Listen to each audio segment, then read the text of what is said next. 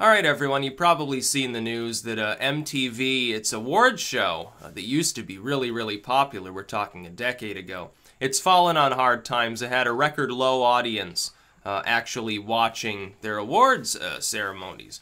I'm not surprised. That's because they lost their edge. Look, MTV used to be the edgy thing. Oh, Jackass, Beavis and Butthead. It was great. Edgy rock music videos where you're encouraged to like rebel against your parents, rebel against the school, smoke weed, do stupid things. That's what MTV used to be about. And so all those, even when I was a kid, I know MTV is more Gen X than it is millennial. Even when I was a kid, cultural mentions of MTV were everywhere. And even if you were young, you could watch the music videos. Your parents might not let you watch Beavis and Butthead or Jackass or something. Oh, trust me, if I had been a kid and my parents had let me watch Jackass, it would have been the worst idea ever, because I definitely would have tried to replicate the stunts. That's the sort of kid that I was. So I'm actually glad that I was banned from seeing that. Of course, then again, I went crazy after seeing Pee Wee Herman. I thought he was the most hilarious thing I had ever seen. Like, I wasn't allowed to watch Pee Wee's Big Adventure for several years because when I watched it, I wouldn't stop imitating Pee Wee Herman, and it drove my mom up the wall. It was actually great. And then, when you get stoned later on, when you're a young adult, as I did, and you watch it again, it's even funnier. And then you start imitating it again and pissing people off around you. It could be a problem. But it's not just MTV's award show. This is what people need to realize. MTV stopped being about music TV and started being about edgy stuff. And that was fine because edgy stuff was even more in demand. When they started having sort of the marginally R-rated comedians and the Jackass and all that stuff on, oh, it was great. Yeah, MTV did fine during that era. In fact, it did better than ever. Way better than if they just stuck with rock videos. But then when they realized it was lucrative, we're talking Survivor era, they're like, oh, reality shows of the future. They rammed it into the ground.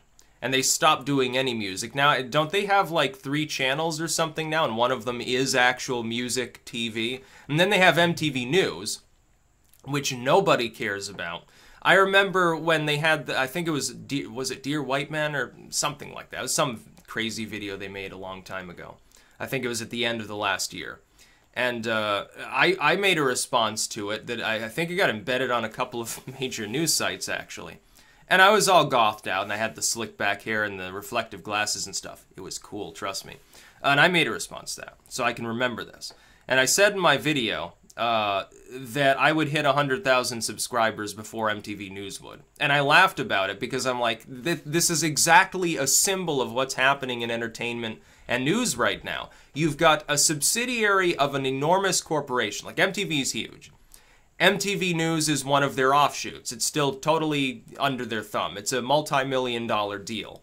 They make a YouTube channel that can't even get 100,000 people on it. They've only got 102 right now. I say only, as a comparison here. And I said, I'm going to end up lapping them at some point. And I did. And I think I was coming from behind at that point. It only took like a month or so before I reached that level. And that's not even that many. Here you've got MTV News. They've got, probably dozens of staff. They've got a multi-million-dollar budget. They've got all the finest production equipment they could possibly want. And they can't even outcompete people that just slap a fucking webcam on top of their computer and get an account. They just can't do it. It's difficult for these firms to make the transition into the modern era. So it's not just their awards are shitty. That's because they're tame. See, they stopped being edgy. It stopped being about, hey, we're going to hire a bunch of midgets dressed as court jesters to come dancing in the middle of the award show, and then we're going to have, like, Artie Lang's going to come in, and he's going to get pissed drunk, and then we're going to have a bunch of hookers, actually, waiting outside, and we're going to pan over to them over and over. It stopped being about that. It stopped being edgy and cool and fun, and started being very dry and boring. MTV News is the same thing. What are their interviews like? You can see that crap on Kimmel. Any lamestream sort of late night personality is now just as edgy as MTV is. That's the problem for their company, because their original brand was, hey, we're the cool kids. We're going to show you people getting their legs broken backwards on skateboards and people laughing about, you know, vaguely offensive humor. We're going to have like Beavis and Butthead doing masculine. And then we're going to show you strippers. And that's great. That's a great way to market yourself. Stop being about that. And so that was funny. It was great. You know, you can see 10 million people are more edgy on YouTube than anything MTV is doing now, to tell the truth. Like, you want edgy stuff, you go online. You can get the almost X-rated content. You can get the offensive, swear-laden hate fests. You can get all the weird conspiratorial stuff. You can certainly get video footage of people injuring themselves.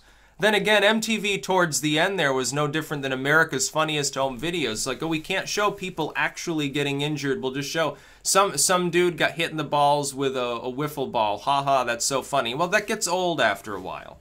They went the way of reality TV, which is to say straight under, 6 feet under the ground. And it's not just MTV. It's all cable. It's all TV, and it's all, even now, you know, increasingly it's going to be on demand. At some point, they're going to fall by the wayside way before social media does. YouTube's, even if YouTube keeps making censorship mistakes, they probably still got another decade in them that they don't have to worry about going under. Can on-demand say the same thing? Cable certainly can't. 10 years from now, half these firms won't exist. You want to invest, you invest online. You don't invest in cable at this point. I wouldn't be particularly surprised if the government says, well, you know, nobody watches C-SPAN anymore. They're too busy streaming it online. Like 10 times more people do that than ever watch it on the actual TV. So we're going to shut off the cable service, just stream it online or something. I wouldn't be the least bit surprised if the government ended up doing that, because it's a waste of time and taxpayer money to even have it on cable. C-SPAN should abandon cable. They should leave it high and dry. Everyone should abandon cable. Cable shouldn't even exist anymore. Who watches it? Do you? Yeah, probably about 1/10 of you do. You know, if I look at the demographics of my audience, statistically speaking, more than half of those people have cut the cable, or they never had it to begin with. Yeah, you might as well. I can remember, like, you know, when I was younger, you know, we're a little kid. If one of your classmates didn't have TV in their home, you assume their parents were, like, you know, religious or something. Now, if you hear it, it's like, oh, yeah, neither do I. Nobody has cable anymore. Who wants it other than for internet service? Okay, they're going to start turning that off, too, and start breaking the cable monopoly, the stranglehold we've got on internet, and move to satellite-based internet. Probably end up having to construct a second internet at some point anyway for edgy content, at the way things are going. I mean, it's completely useless. So MTV is dying. Good. Hopefully they stop existing. Or, as conversely, if they just went back to doing edgy shit, if they just went back to the way things were when MTV was culturally relevant, they'd do well. Yeah, they'd do fine. Bring back people doing dumb stuff and getting injured. Bring back, you know, sexualized content, swear fests and stuff like that. Get a new crop of people on there to destroy their lives, like an X-rated soap opera.